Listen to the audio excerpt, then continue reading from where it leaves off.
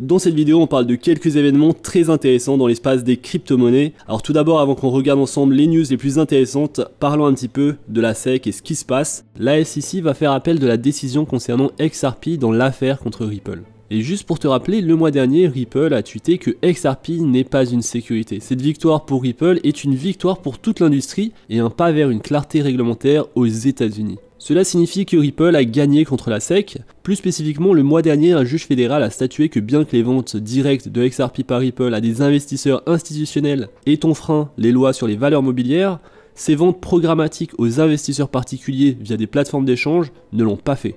Essentiellement, cela signifie que toute transaction de gré à gré que Ripple a réalisée avec des investisseurs institutionnels pourrait être considéré comme une sécurité. Mais tout ce qui se passe sur les plateformes d'échange pour les investisseurs particuliers est autorisé. Ainsi, Ripple a gagné partiellement. Eh bien, dans un dépôt judiciaire, la SEC a déclaré qu'elle avait fait appel de la décision du juge concernant les ventes programmatiques de XRP par Ripple. Cela signifie que la SEC fait appel d'une partie de la décision du juge, mais pas de l'autre. La SEC veut que toutes les ventes de XRP soient considérées comme des valeurs mobilières. Elle a déclaré qu'elle demandait l'autorisation de faire appel d'une partie de la décision récente, tandis que d'autres parties du dossier de la SEC poursuivent leur procès. Le régulateur a déclaré que l'approbation d'un appel interlocutoire pourrait éviter la nécessité de deux procès pour la SEC et le gouvernement. Et donc, encore une fois, ils font appel d'une partie de la décision.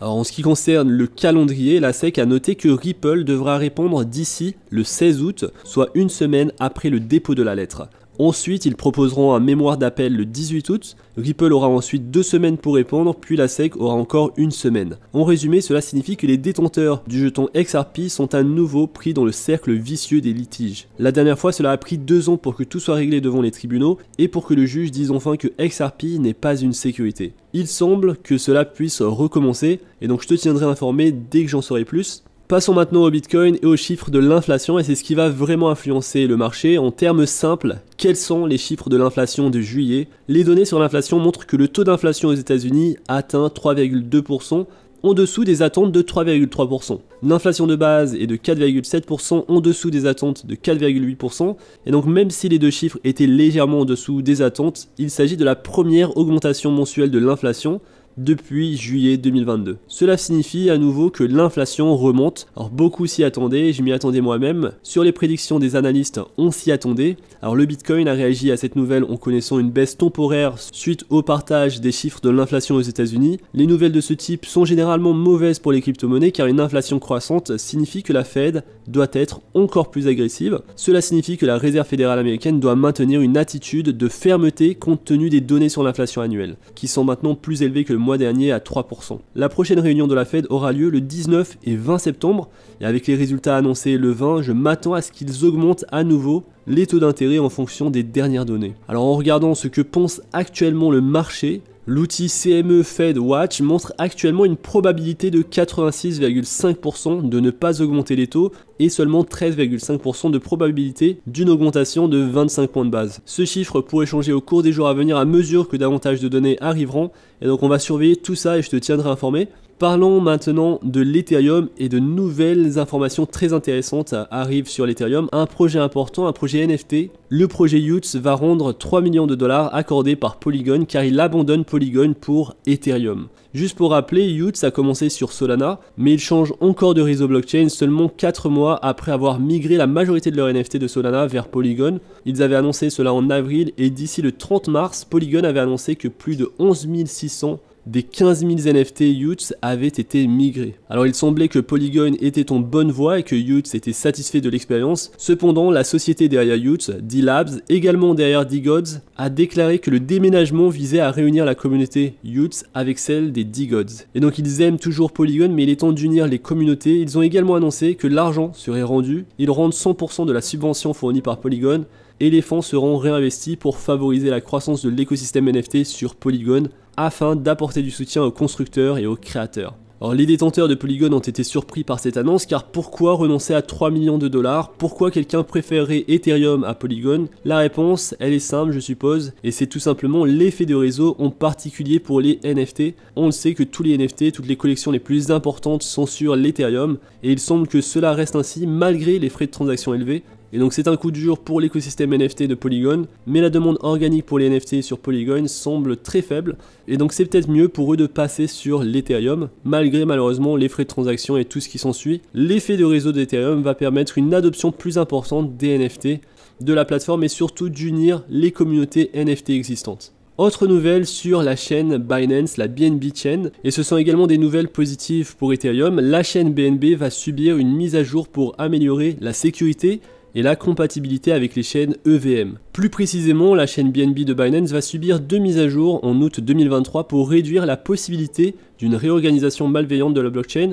et augmenter la compatibilité avec d'autres blockchains compatibles avec Ethereum. Et donc ce sont de grandes nouvelles pour la finance décentralisée de Binance, et en effet PancakeSwap s'étend à la couche 2 d'Ethereum, Arbitrum, et juste pour rappel, PancakeSwap est le deuxième plus grand protocole d'échange décentralisé après Uniswap. Et donc il continue son expansion multi-chaîne. Arbitrum aidera les utilisateurs en réduisant les frais de transaction et en accélérant les transactions. Et donc si tu aimes PancakeSwap, tu vas adorer cela, car Arbitrum est la 6e blockchain à laquelle PancakeSwap s'étend, continuant ainsi à se concentrer sur les réseaux de mise à l'échelle d'Ethereum. Initialement construit sur la chaîne BNB, PancakeSwap prend désormais en charge Ethereum, Aptos, Polygon, zk-Sync et maintenant Arbitrum. Coinbase lance enfin sa Layer 2 pour Ethereum appelée Base. Alors Base, cette deuxième couche sur Ethereum, était accessible aux développeurs depuis juillet, mais c'est le 9 août que le lancement public a eu lieu. Aujourd'hui, Coinbase a une nouvelle Layer 2 et déjà 133 millions de dollars sont investis dans les applications et protocoles sur Base, provenant principalement des développeurs. Cela place Base en 5e position parmi les Layer 2 d'Ethereum. Et donc on peut forcément s'attendre à ce que la TVL, la Total Value Locked, la valeur totale verrouillée des actifs sur les protocoles DeFi augmente. On est aujourd'hui à 155 millions, derrière DYDX qui a 337 millions de dollars de TVL, et derrière Arbitrum qui est en première position, et Optimism en deuxième position avec une TVL énorme de 6 milliards de dollars et 2,86 milliards de dollars pour Optimism. Alors aujourd'hui, l'accès à Base, la Layer 2 d'Ethereum, est accessible seulement aux développeurs. Elle sera accessible à tout le monde et lorsque ce sera le cas, on peut s'attendre à une véritable ruée d'investisseurs. Alors parlons un petit peu des détails derrière cette Layer 2 et parlons d'argent. Alors ce qui est intéressant derrière la création de Base, c'est la monétisation. Le créateur de Base et des protocoles associés chez Coinbase affirment que la majorité de leurs profits proviendront des applications sur Base plutôt que de la maintenance de la blockchain. Et ça c'est intéressant car ils parlent d'applications plutôt que d'applications décentralisées. Est-ce qu'il s'agit ici d'une stratégie marketing pour attirer un public plus large ou sont-elles simplement des applications centralisées classiques, contrairement à la direction que devrait prendre le développement crypto? Ils estiment que leurs bénéfices seront générés par ces applications. Rappelons qu'en 2018, Coinbase avait été critiqué pour sa collaboration avec Chain Analysis et la vente de données utilisateurs aux plus offrants, souvent des entités gouvernementales. Et donc leur source de revenus ne se limite pas aux frais de transaction. Alors malgré des histoires d'utilisateurs Coinbase dont les fonds sont gelés arbitrairement ou les comptes clôturés sans préavis, la plateforme reste la deuxième en termes de volume d'échange et d'utilisateurs actifs mensuels juste derrière Binance. Cette position s'explique en grande partie par son interface utilisateur conviviale. Cette expérience utilisateur devrait également être appliquée aux applications sur Base, mais attention, car ces applications pourraient aussi collecter et vendre des données. Pour savoir si cela se produit, tu devras malheureusement plonger dans les termes et conditions, ainsi que la politique de confidentialité de chaque application. Et donc tu le vois, la crypto-monnaie commence à changer doucement. On voit de nombreuses institutions rentrer dans les crypto-monnaies, développer des produits, que ce soit PayPal avec son nouveau stablecoin, Coinbase qui lance son token Base. On voit du développement intéressant dans cet espace. Et donc ça forcément c'est quelque chose que je retiens comme étant une bonne nouvelle pour l'écosystème, mais il faudra également se méfier, faire ses recherches et comme d'habitude toujours lire les termes et conditions et également prendre connaissance et prendre conscience des dangers des crypto-monnaies. Souviens-toi de l'exemple de Binance qui malgré une énorme base d'utilisateurs a été chassé des États-Unis par des régulateurs et des institutions financières. Alors je ne pense pas que ça arrivera à Coinbase qui est détenu par BlackRock. L'idée c'était vraiment de virer, d'éliminer les concurrents pour dominer le marché aux États-Unis. La Layer 2 de Coinbase avec ses application risque bien de renforcer sa position de leader aux États-Unis. Et donc juste pour ça, on va garder un œil ouvert sur ce développement. Dis-moi ce que tu penses de tout ça, dis-moi ce que tu penses de ce nouveau token. Est-ce que tu vas investir sur le token Base de l'entreprise Coinbase? Si tu as aimé cette vidéo, je compte sur toi pour liker, pour la partager, pour t'abonner à la chaîne également. N'oublie pas de t'abonner à la newsletter, le lien est en description. On se retrouve très vite pour une prochaine vidéo. D'ici là, fais attention à toi, investis bien et à la prochaine.